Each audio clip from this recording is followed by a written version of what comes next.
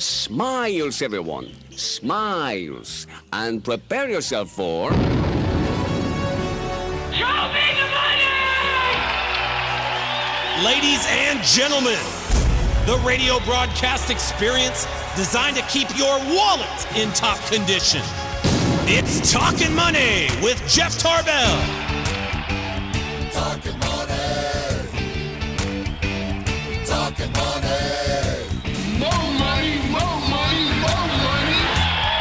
And now entering the studio, your guru for fiscal fitness, Jeff Tarbell.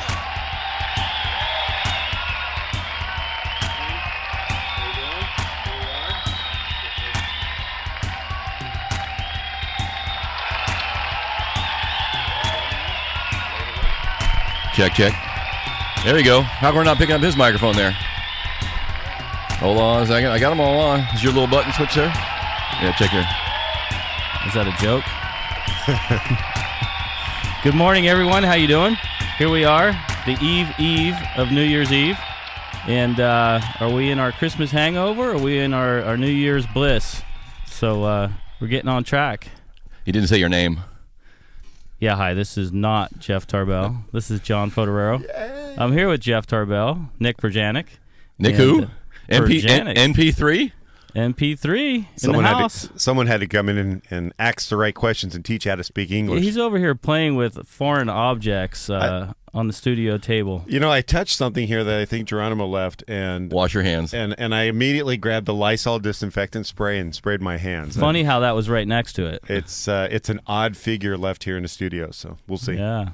So here we are, the eve of New Year's Eve, and there's a lot going on in the world. We can talk about upcoming events. We can talk about fiscal cliff. We can talk about what the weather's doing. We can talk about the adventures of Jeff and John after the last two shows as we've been out of the office. We do not have enough time for that. Yeah, we were in Harley-Davidson 2 weeks ago. We were up at Sierra at Tahoe last week, and each day after the show has been quite interesting. What happened after the Harley one? Well, I don't really run with about 300 guys on Harleys through every red light throughout the Folsom, El Dorado Hills area. Who needs a CHPS court? We're just blowing through the light, but it doesn't matter. Just have a black bike and just go. That's right. Rev it up. Yeah, special note there, even when you have the little fob that's not supposed to lock your car, if it's near you, it still can lock in the middle of a blizzard, and you can stand there for 3 hours in your underwear waiting for AAA to show up. But that's a different story. No. You have to do that story. It's a long story and a long day. Well, real quick, this is how I heard it. The show went well. You guys are up at Sierra, right, doing your show. Went out to get changed in the car after the show to do some complimentary skiing. And it was a freaking blizzard. You can watch the snow level rise. Yeah. And somehow you both closed the door on a running car with automatic locks. So somehow. You spent 3 hours in the bar waiting for AAA. Not even in the bar. We didn't even have a wallet. We had no cell phone, no wallet, and no jacket on. All right. And no gloves. And 3 hours later, they unlocked the car.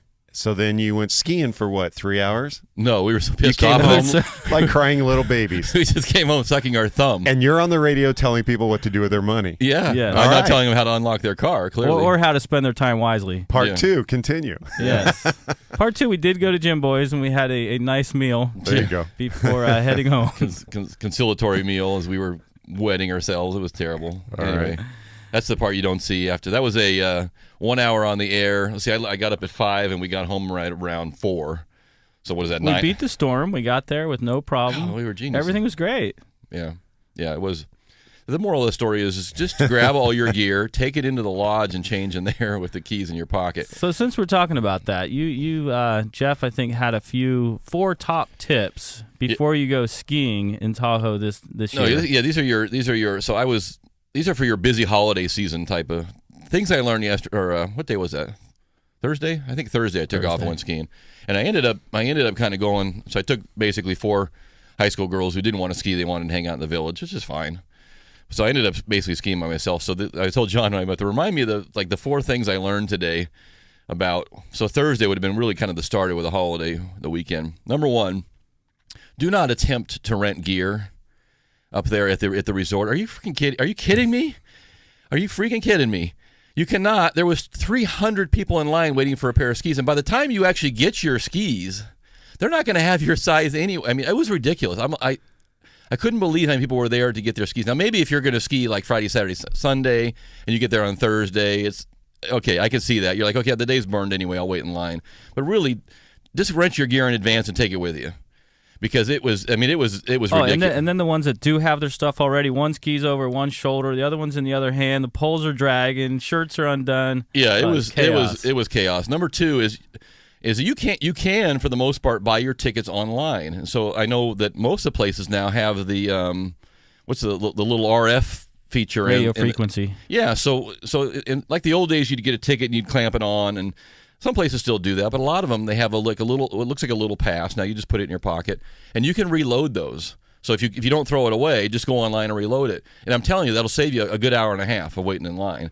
So by the time you actually wait in line to get your gear and wait in line to get your tickets, the day is over.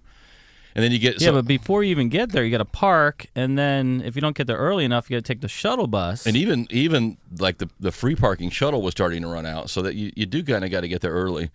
That's number 1. That was one was rent your gear in advance. 2 was reload your tickets online if you can, or buy them the night before, because that was so. These are just things I noticed just going through the parking lot, and I'm by myself, and I figured it's okay if you're going to ski. I'm skiing by myself. I'll ski the single line, and won't be that bad. And really, because of all that, by the time I actually got on the hill, there was nobody on the hill because they were all still in line. Perfect. Getting their gear. Number 3 is my wife, for Santa, brought us these 2 little, what do you call those things? The jacket behind you. Those little puffy, that thing. They're like a down. It's just a down jacket. But it's a down jacket you can clump into, you can literally clump it into a ball the size of you can clump it this big. And all I had on was a T-shirt and that jacket under my regular jacket, and I was sweating like a fat guy. Yeah. So I don't know how much those things are, but whatever they are, they don't weigh anything, and they are incredibly warm. That was number 3. Number 4 is do not ski the trees by yourself, because once again, as I'm doing it, I'm telling myself this is probably not the brightest thing to do. So I kind of had your beacon on though, right? I didn't have a beacon on. I had a bright yellow jacket on, and And he cries like a little girl. and I scream like a little girl at high pitch. So I tried to stay near the trees, near the run, but so the one time, about 3/4 of the way into the day, I followed these 2 snowboarders in a section I have not been before, and about 3 turns, and I went right out the front. Total 360, popped back up on my skis, and I thought, man, if I'd taken myself out there, the snowboarders will leave you there because they don't want any more skiers anyway. So take a friend. That's number 4. Take a friend with you if you can, or stay on the. So you got a little chiropractic adjustment with your I realize front. I realize that my skiing habits and my golf habits are very similar. I am never in the fairway. When I'm golfing, I'm in the trees, and when I'm skiing, I'm in the trees. I am never actually out where people can see me, and so I'm not sure whether that's another habit maybe also. But anyway, those are my 2. This is Sports Radio 1140, The Fan. All right. Okay. Mystery. That's our 4th person. That means we're off the air, or you just hit the buttons, or did I say something bad?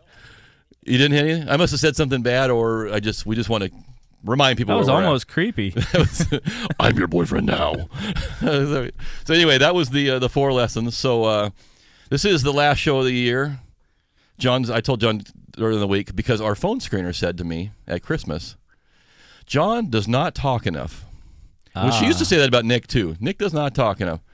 So she said, let him finish. I said, okay, fine. He's going to start the show. So here I am. It is a little different, huh, when you start. It is a little different. Yeah, so especially when your microphone's off. That makes it either a whole lot better or a whole lot worse. But either way, but you kind of got to ease into that, because that's like step 1 is you get used to talking and you don't let John talk. Marge just came in. She's going to kick your butt now. You don't let John talk. He's been talking. See, he just keeps talking. That's right. The guy can't shut up. That's right. We do have I guess it is his show, but I don't know. We do have some fun stuff to give away today. We're going to do some more Sea Tahoe passes, and how much snow have they had? I mean, just John, 7 feet. And he wasn't kidding when he said when you're standing in the parking lot, you're watching the snow rise. Yeah. I'm telling you, when we parked there last weekend, there was half an inch maybe. Yeah, and we came out. There was about 11, 12 inches in a matter of 4 hours. In the parking lot. Yeah. Fluffy, cold, yeah. Very nice. So they have received a perfect Christmas, New Year's gift, because they make all their, that don't mean just them, they the whole industry, they make all their money in about a 2-week window if it make or break. So I'm very excited for them. But yeah, the snow was. John's right. It was cold, and it was really a good snow for us. So we're looking forward to getting up there. So we're going to give away some passes today. We'll do that with some quiz questions. We got some gym boys as well, and I do have some of the. God, I'm just so sick of saying it now. Some of the Fiscal Cliff stuff, but I'm going to put some real numbers to it so that you can get an idea what it means to you, because clearly this isn't going to be resolved. Monday's the last business day of the year. This goes into effect on the 2nd, and I'll read through some of the things, what it really means, and kind of give you some ideas where you are income-wise and what that can mean to you, because it's not just taxes. It's and there is a countdown, believe it or not, the Fiscal Cliff countdown, and the countdown currently is 2 days, 14 hours, 46 minutes, and 39 seconds. What is it now?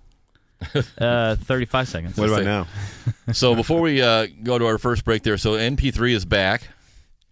He wasn't evicted. He wasn't kicked out. He just has to study. I have to study. Which is even worse than being – I'd almost rather be fired than have to go study. So what have you been doing? Just hitting the books. I actually went back, and I'm working full-time and getting my PhD.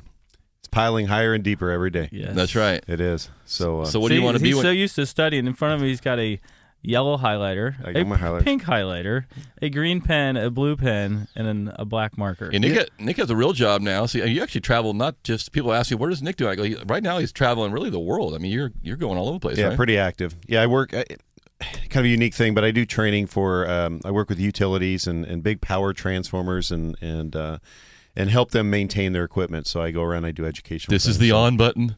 This is the off button. It is. If the on button doesn't work, hit the reset button. I'll be back next week. You remember all that beer drinking we did in college? I told you I was a chemistry major, and you laughed at me? Yes, I don't remember anything about college. I'm making a living off it now, so life's good. And speaking of Nick, that's a good lead-in. We'll use that as our first quiz question, too, today. So we'll come back to that. And we've got full phone lines. If you want to jump in, 339-1140, 1-800-920-1140. I am going to throw along a kind of a text question. This one's kind of an obscure one, but it's not really. And we'll throw this out there. We'll pick a winner off of the text at 441140.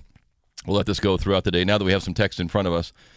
So anybody use Pandora? You guys use Pandora for music? Yeah, definitely. Do you? No.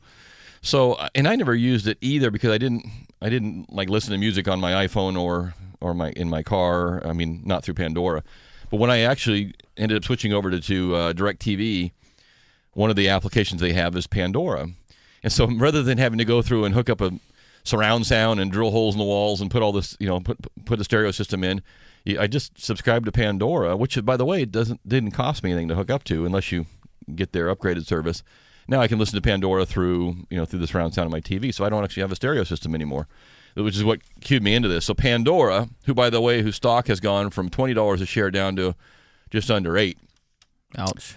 Pandora has a little problem. The problem is they got too many customers. Now, when have you ever heard that? But the challenge that Pandora has, and this will be our question, is that if you're going to advertise on Pandora, much like the problem that Facebook had, which is how do you access things? So how do you access Pandora? If you're doing it on your little iPhone, then you can hear the music, but you don't get any. I don't see any ads. I don't see the John Fodorero Company. I don't see the NP3 will fix your utility company. I don't see it. I just listen to the music. So those of us that pay for advertising, we say, hey, wait a minute. I'm not going to pay for every person that clicks on John's iPhone and Nick's iPad. And if it comes to your car, I'm not paying for that because they're not going to see my ads. So why would I pay? So only thing I'm going to pay for is if you're looking at it online or if maybe it's on your TV or something where you can actually see my ad come up. I'll pay for those. The problem is, every time that John clicks on his Bon Jovi music, and Nick clicks on his waltz music there, every single song Pandora's got to pay. Now the question is, how much does Pandora pay on average per song that gets played? Remember, every time he clicks on a song and I click on a song and he clicks on a song, and they got to pay royalties. And regardless of whether or not the advertiser paid. So the more users, the worse it is for Pandora. Right. So their user base is going up and up and up, which means more people are playing the music, and yet they're not getting the climb in ad revenue because more people are using their iPhones and their iPads and things. So what is the typical cost? And this is not a quiz, not the phone. This is our text one, 441140. Text in, we'll pick a winner. about how much does Pandora have to pay per song in royalties for one song. And you'll see that when it adds up times, it gets to be really expensive real quick. So 441140, you can text if you know the answer to that. We'll take the one closest to that, and we'll give you your choice of something fun. We do have a quiz question. We'll take that right now, 339-1140, 1-800-920-1140. And your choice, we're going to take two winners. We'll send to each of you a pass to see her at Tahoe, and one Gym Boys if you are not a skier. And Nick was talking about going to college. So why don't you... Now that we have our scholar here with Yeah. us, the question is freshman applications to colleges. Which college currently, and not just this year, but many years in the past, has had the highest application rate For freshmen? for freshmen? Like how many is it? A lot. Okay. Does that give away the question? About 80,000 applications Per year? per year. And do they say how many they actually take, or does it say it in there? You know, it doesn't say about this, but there's another school that has 44,000 applications and for 2,800 spots. That's ridiculous. So a lot of people That's want like- to go to school. That's like winning the lottery almost. 80,000. So you got a bright scholar here working on his PhD. I think he even knew the answer, I think. did. Yeah. So which university or it could be either university or state college. Yes. Let's see, which one has the highest number of applicants just year over year? Almost 80,000 in last year. Is that right? Yes. Okay. 339-1140, 1-800-920-1140, or you can don't text it. Yeah, you can text if you want. 441140. We got a couple things going on the text. So which university or college has the most applications, and good luck to you if you're trying to go to that school. So we'll be right back. This is Talkin' Money. I'm Jeff Tarbell, John Fodorero, Nick Perjanik. Our phone screener's lurking in here again. This is never good. You're supposed to stay behind the glass on the You other guys- side. they called each other this We morning. need a lock on this door. We'll be right back. Talkin' money. Well, alrighty then. We're back to Talkin' Money with Jeff Tarbell. All right. Welcome back. Nick Perjanik sitting in the small chair. You call this a baby chair, while Jeff Tarbell sits in his kingdom of the tower over there. Hey, we had a few callers call in with not so good decisions here on the college. So John, before we left, the question was, what college had the highest number of applicants? And I would estimate or guess that it would be in California. Am I correct? You are correct. All right, help us out. Wait, we had some of the answers. We had Chico State. Is that on the list? You know, somebody owes us a Gym Boys.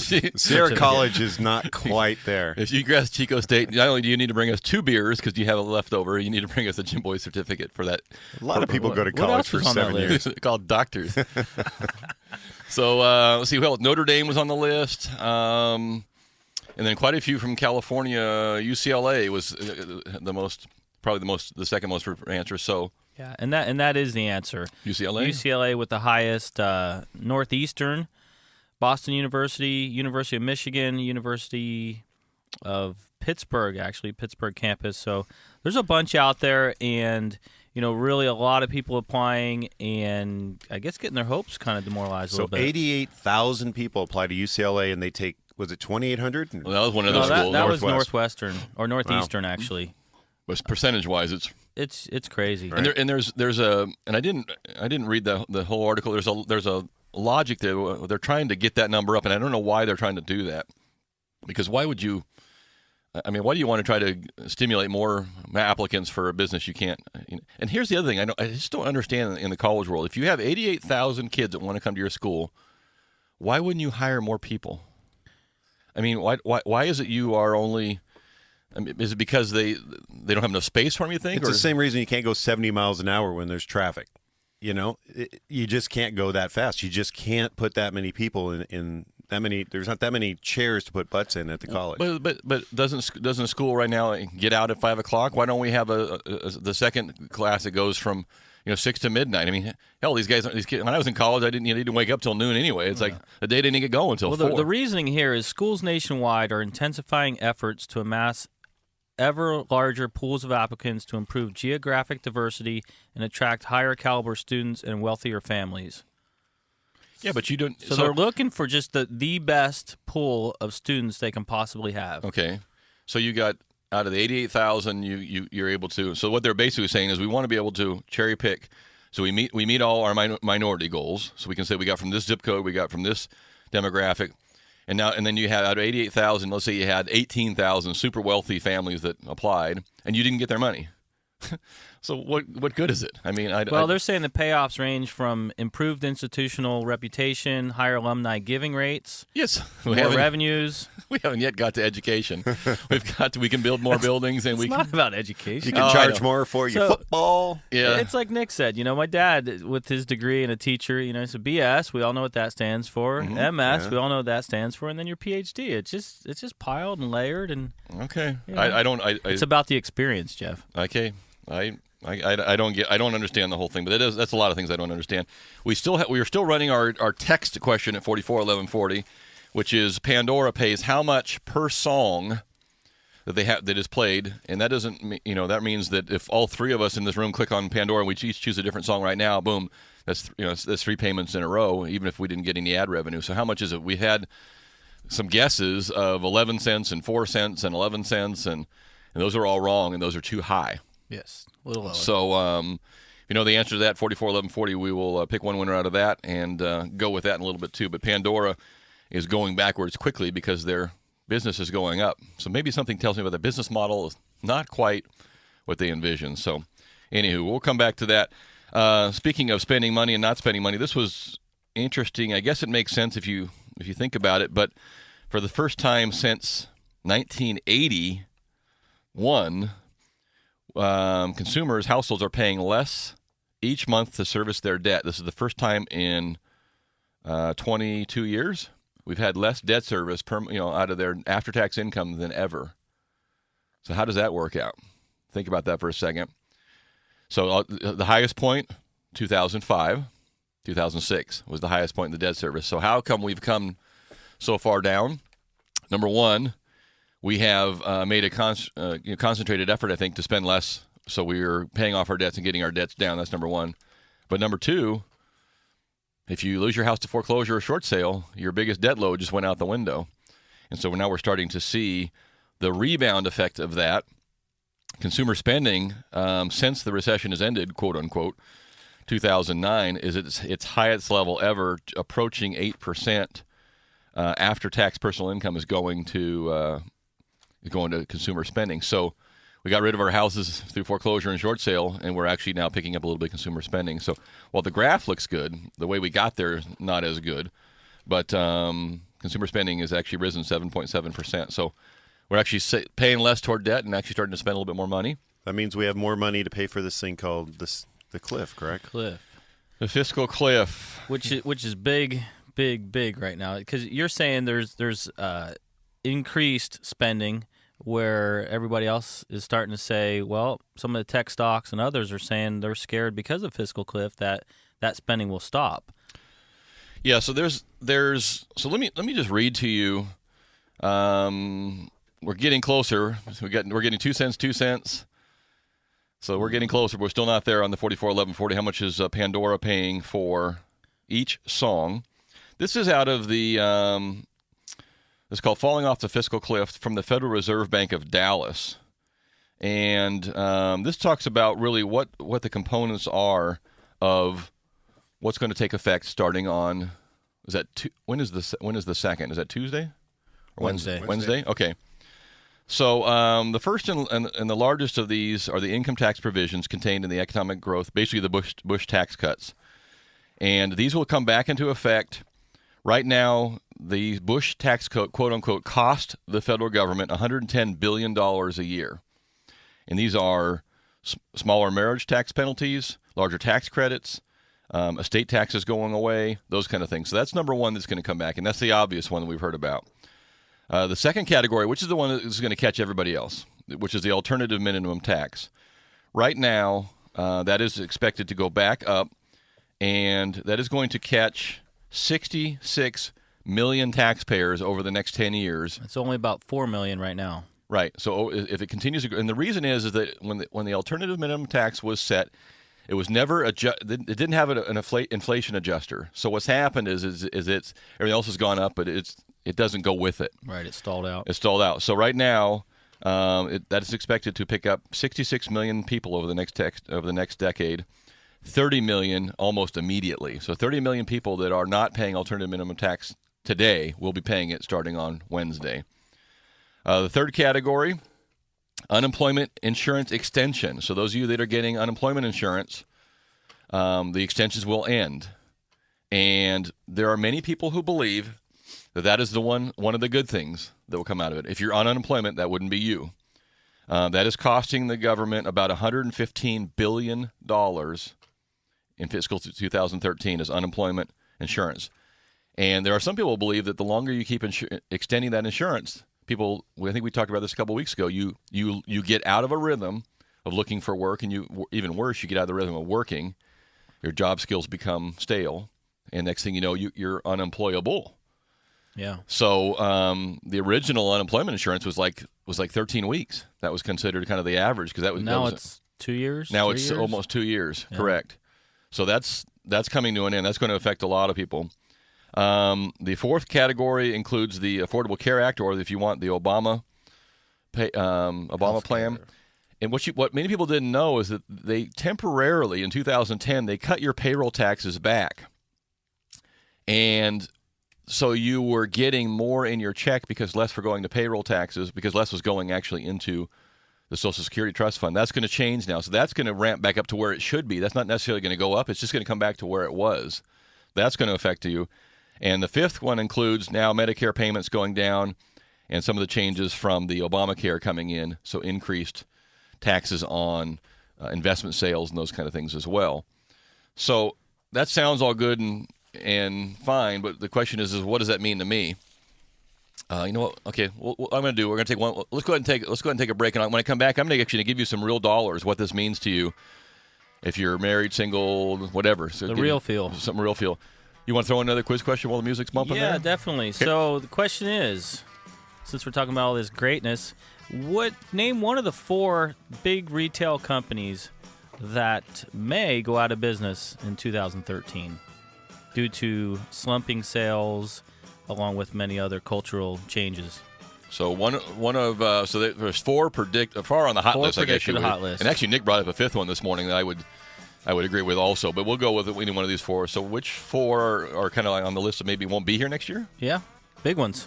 Retail stores. 339-1140. 1-800-920-1140. You can text us if you want at 441140. Which one of these 4 stores that we have on our list do you think will not be here next year? Their urgency to survive is great. Okay, this is Talkin' Money. We still don't have a correct answer on our Pandora quiz question either, so keep firing away.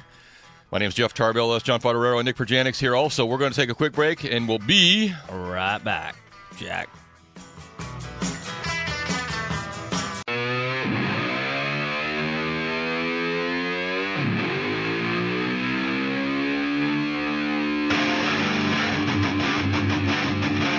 Talkin' Money! And we're back to Talkin' Money. And here's Jeff Tarbell. Right. How you doing? Here we are. Everybody's finally waking up. Last show of the year. You know, we go back to the 2-hour show on February 9th.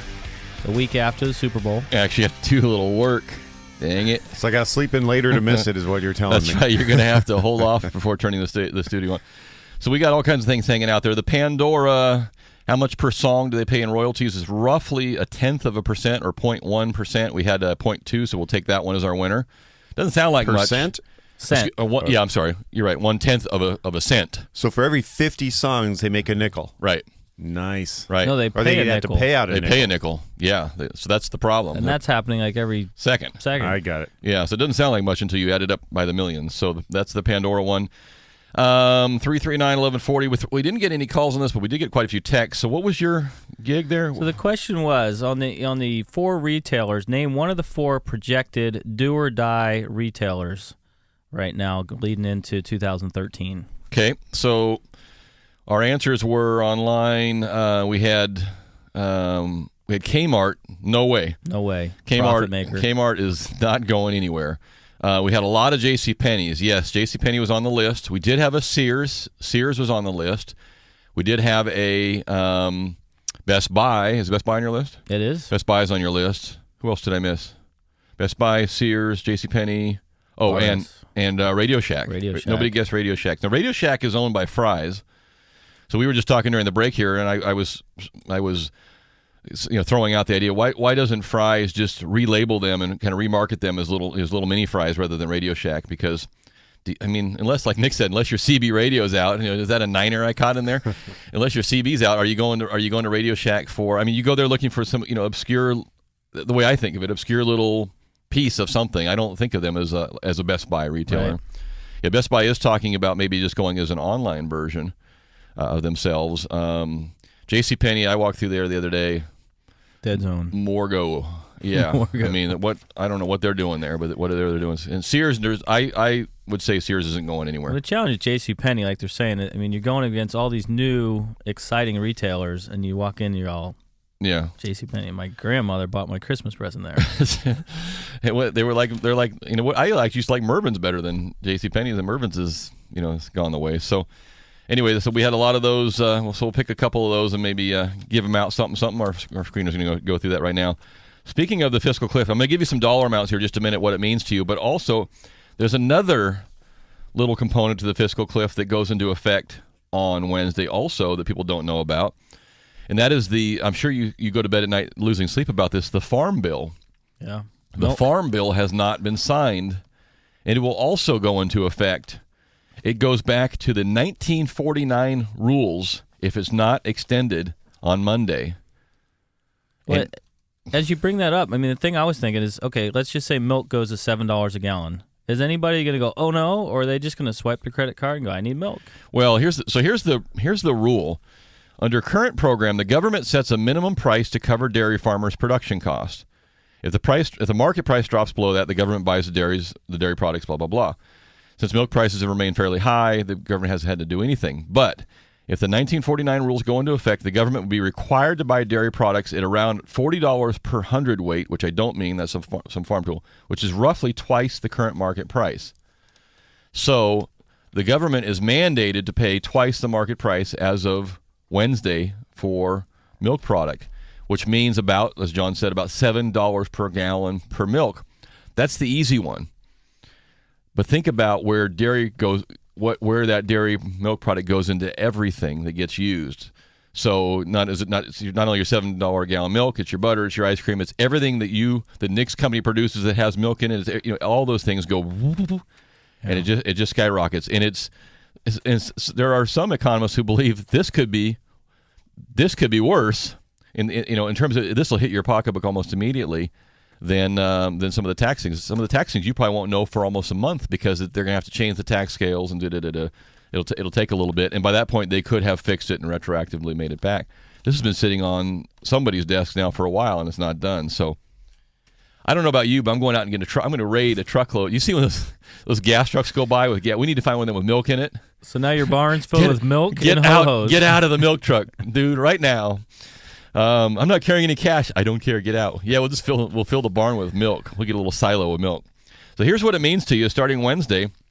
If you're a single, like a college student making $15,000 a year, you're going to owe. Now this is just federal taxes. This is not state taxes. The state of California, just went up. This is not the Obama tax. This is not your increased withholding. This is not your milk subsidy. This is not this is just federal taxes for a college student. These are the categories they use. College student, $15,000, about $308 is increased tax per year. Okay, not the end of the world. I don't know a lot of college students who want to scratch a check for $300 right now. Let's say your household's around $35,000. That's going to increase about $554 for you in tax. Let's say your family household's around $150,000. You're going to owe an extra $6,600. That's if you do that out, it's $550 a month right now. You could get a fairly nice vehicle for $550 a month. That new car. Yep. Lower income working couple at $25,000, you owe an extra $1,400. And I submit to you that so here's a higher income working couple, they're going to owe an extra $13,000 to you, $13,000. So this goes across the board. And I submit to you that the couple who's making $25,000 who has to pay $1,400 more is going to be a hell of a lot more painful than the couple making $350,000 who pays $13,000. I can assure you. And people say that's why we should tax the rich more, whatever. But it's going to hurt everybody down the line, from the student to the income professional to the single professional. So there you go, anywhere between. And you look at this, assumed income for a household making over $1 million, average federal tax increase in dollars. This is the increase. Okay, these aren't the total bills I'm giving you. This is the increased amount. Increased amount, $254,000. Increased amount going up. Now it says above $1 million, so I don't know what number they actually picked. But you get to the point where I don't care what income level you're at, you look around and you say, do I want to keep doing this for this amount of money? And the taxes and the ongoing things. It is a disincentive of astronomical proportions. So huge. That's what happens. And you look at we got a few minutes. You look at here. So this is a little chart, and this chart adds up to $1 trillion. We're $1.8 trillion in debt right now, and these are the tax breaks for fiscal year 2012, and these are in billions. And you look at the big ones: employer paid health insurance premiums. That's a write-off. $128 billion. I could see that being going after. The next biggest one, dividends and capital gains rates, $93 billion. You can see them going after that. Mortgage interest deduction, $83 billion. So this is money that is not coming into the federal government, and these are the big ones that they're looking at. So these are some things you should keep your eye out. 401k contributions. All of you who contribute to your 401k. So you took your $7,000 allowance this year, and you said, "Okay, I'll put it in my 401k." That means you didn't pay taxes on your $7,000 contribution. That cost the government, and I use the word "cost" in quotation marks but it reduced revenue by $60 billion. Do you ever see the government saying we're not going to let you do a 401k anymore? You wouldn't think so. They brought it up. They started it. But these are all things that are on the table. And you add all this up, that's $1 trillion. So effectively, if for 1 year, actually, let's say for 2 years, if you said, okay, we're going to eliminate all of these deductions for 2 years, we would, theoretically, we would be back to even. Theoretically, nothing would happen. Economy would come to a screeching halt. So there you go. There's some big numbers to think about. And I'm going to be very honest with you. It's going to be very expensive to me and to you and to him, because I don't care whether you're paying $300 or you're paying $300,000. Wherever you are in that category, it's going to be a lot of money. But I think we have got to go over the cliff. And the reason I say that is the class that John and I taught two weeks ago to these high school kids, who, when you looked at their faces, when we handed them an IOU for $258,000, and they wanted to throw up in their mouth when they finally figured out what I was telling them. And you look, until every single American understands their proportion of the debt and what we are doing and how we are overspending and underpaying a little bit, we're going to have to get that point across. And the only way we're going to get it across is by smacking everybody right upside the head, because there's no other way to get it done. Yeah, it'll never go away. And so we're going to have to see what it takes. I only went into the cost cut. I only went into the income raising things. I didn't get into the actual cost cutting. That's what, you start looking at a huge cut in government spending in terms of military and other things too. Well, who supplies the military? Our businesses do. We make products for them. We supply them with food. We do all these things too. We haven't even got into, not only is your income tax going to go up, but a lot of your income is going to go down, because if it doesn't matter whether you supply the radio to the F-13 jet. The guy who supplies it comes to your store and buys your stuff, and you go and buy John's stuff, and John buys my stuff. We all go around and around. So the double whammy of it is not going to be real pretty. So I don't know what it means, but I think it's going to happen. And it's going to happen for some period of time. The belief is if it happens for more than about 13 days, if they don't resolve it in the first couple of weeks, that it will actually push us back into some sort of a recession. So keep your eye on it. There is a little bit of good news that's coming out. Actually, a couple things that were good news. One of them is the sign of strong housing demand. Pending home sales for November 2012 were up about 6% over the last few years. Actually, over the last 6 years. Yeah, the last 6 years. And I contend that housing sales are very good, and we are starting to see price increases. A lot of us are. But some of this, I think, is also that what ends on Monday, that tax forgiveness. The Mortgage Forgiveness Debt Relief Act. Yeah, so if you did a short sale or a foreclosure and you did it in this calendar year, you then are given the waiver on any taxes that would be due for debt forgiveness. And so pending sales in November and December, you had to get them done. Basically, Monday's your last day to get them recorded. And so there was a lot of that going on. But A lot of push. Yeah, a lot of push in the last 60 days to get that in. So that probably has some influence on it. But certainly sales in our area have been phenomenal. What else are you looking at there? I'm just looking at some statistics on that. Basically, someone, with $50,000 in forgiveness is in a 25% tax bracket. It's going to cost them $12,500. Who's got $12,000 when they just gave away their house? And now this also goes into forgiveness on short sales,